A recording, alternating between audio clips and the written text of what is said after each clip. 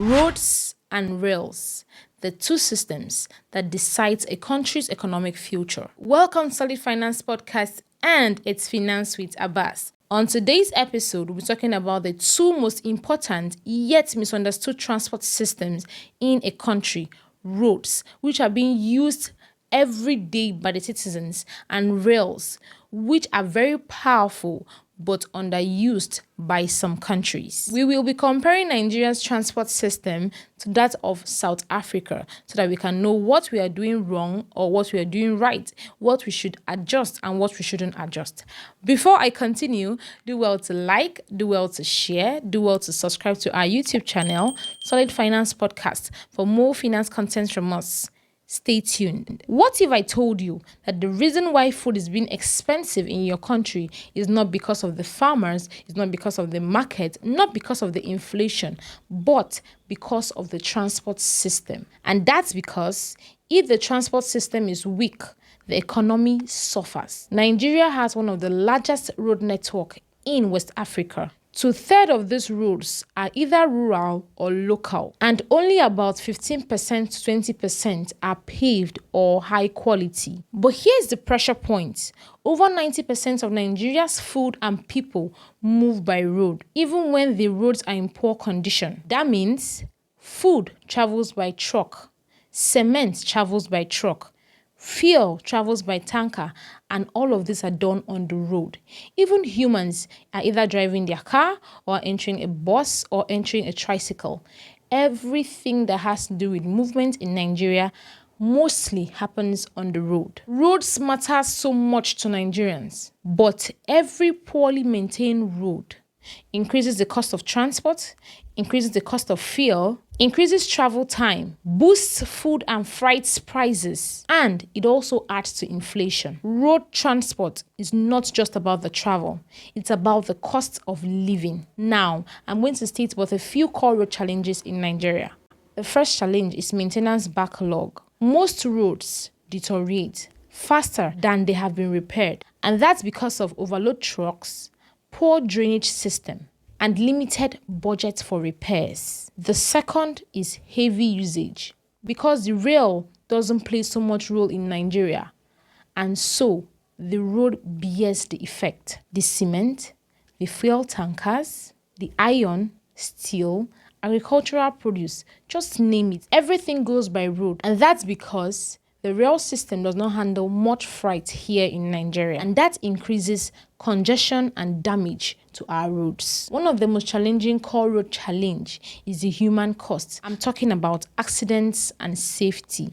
Nigeria is part of the larger African trend, where the continent suffers the highest road fatality rate in the world, despite Nigeria having only 3% of the world's vehicle. In 2024 alone, Nigeria recorded 5,421 deaths in 9,570 accidents by road. In 2024, car crashes claimed about 9,570 lives in Nigeria. That is 9,570 people died while traveling on the roads in Nigeria. All this points out to one big problem. Nigerian roads are very unsafe. Many of these accidents involved heavy trucks on poorly maintained roads. The last worrisome road challenge, the economic factor. 90% of Nigeria's freight depends on roads, and that's why transport costs remains high. Business prices rise and consumer prices follows. Poor roads can reduce average vehicle speed, increase vehicle operating costs, and contributes to the slow distribution of goods and services in a country, which in turn weakens the entire economy. Nigeria's rail network spans about 3,500 to 3,800 kilometers, which happens to be one of the smallest rail networks in the continent. Compared to that of South Africa, 20,986 kilometers. That is 5 times Nigeria's rail network. This really matters because rail network is the most efficient way to transport heavy freight from one place to another. Heavy freights like fuel, cement, minerals, and grains. Let's look deep at Nigeria's rail reality. Most of Nigeria's rail network still uses the old gauge lines. They operate limited services and they face slow expansion. Only a small percentage of the rail routes are operational or effectively maintained. Let the numbers speak. In 2024, the rail system handled about 260,000 tons of freight compared to more developed countries. In contrast, South Africa moved over 100 million tons of freight annually. That's 100 times more freight than what is moved in Nigeria annually. This means that South Africa takes pressure off their roads and lets their train handle the heavy freights. Rail matters to the economy, and that is because it reduces transport costs, congestion, and road infrastructure damage. Nigeria's Rail Revive project, which are still in progress. Abuja Kaduna, Lagos Ibadan, Warri Itakpe. Let's compare the road network of the both countries. Nigeria has about 193,000 to 200,000 kilometers road network, with about 90% traffic by road, while South Africa has 750,000 kilometers by road, with a balanced freight and passenger mode, which has substantial road quality. South Africa's larger road system gives them the advantage to be able to distribute their freight effectively without congestion, especially with the integrated urban public transport. Let's compare the rail network.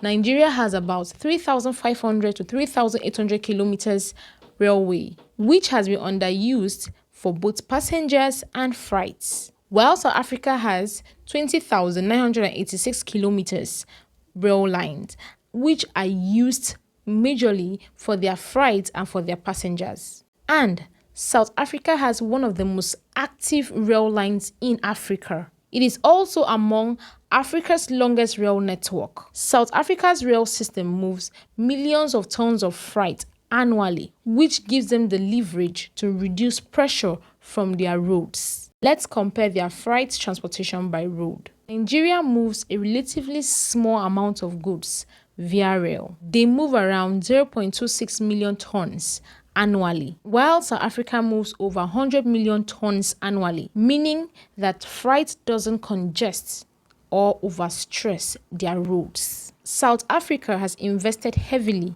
in upgrading their infrastructures, a multi-billion-dollar infrastructure plan for their rail networks. Nigeria has ambitious plans. I just hope that the Minister of Works will look into our railway system and try to make it advanced for us. Let's take a look at the summary of what I've just said in 1 minute. So, Nigeria versus South Africa. Total rail network in Nigeria is 3,500 to 3,800 kilometers, while the total rail network in South Africa is 20,986 kilometers. The freight moved in Nigeria is 260,000 tons, while the freight moved in South Africa is 100 million tons. Major lines in Nigeria is the Lagos-Ibadan Railway, Abuja-Kaduna Railway, Warri-Itakpe Railway, while the major lines in South Africa is Sishin-Saldanha Iron Ore Line, Coal Line to Richards Bay, Gautrain and Metro Rail. The port integration in Nigeria is limited. The port integration in South Africa is very strong.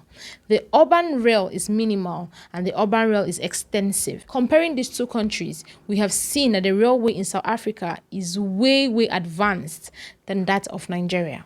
This is not just statistic. This is economic structure. South Africa built rails to move containers, minerals, coal, and industrial goods, while Nigeria built roads. And now, our roads are now congested and overloaded. If Nigeria wants to lower inflation, rail expansion should not even be an option. It should be treated as a matter of urgency. Let's look at how much Nigeria would make if they build more railways in Nigeria. Nigeria's potential savings: shifting freight from road to rail. Current calculation: total freight 60 million tons annually, large bulk plus consumer goods. Cost by road is 18,000 tons. Shift 30% to railway. 60 million tons and 30% is 18 million tons shifted to rail. Potential savings: cost by rail is 10,000 tons. Reduce road maintenance costs, fewer heavy trucks.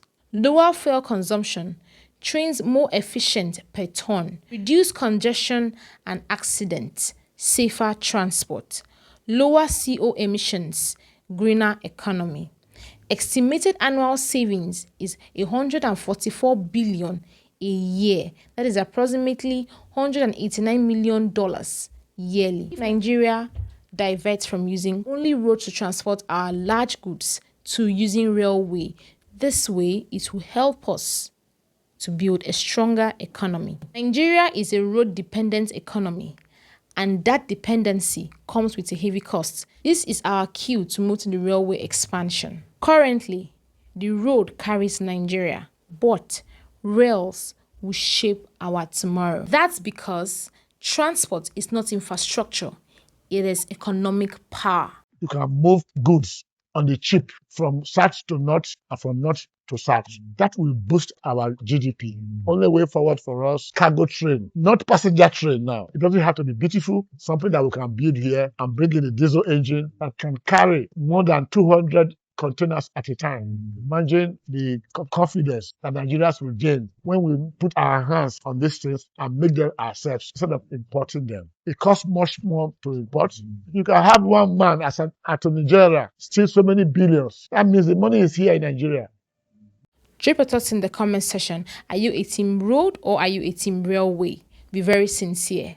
Do well to like, do well to share, do well to subscribe to our YouTube channel, Solid Finance Podcast, for more finance content from us. Until next time, bye for now.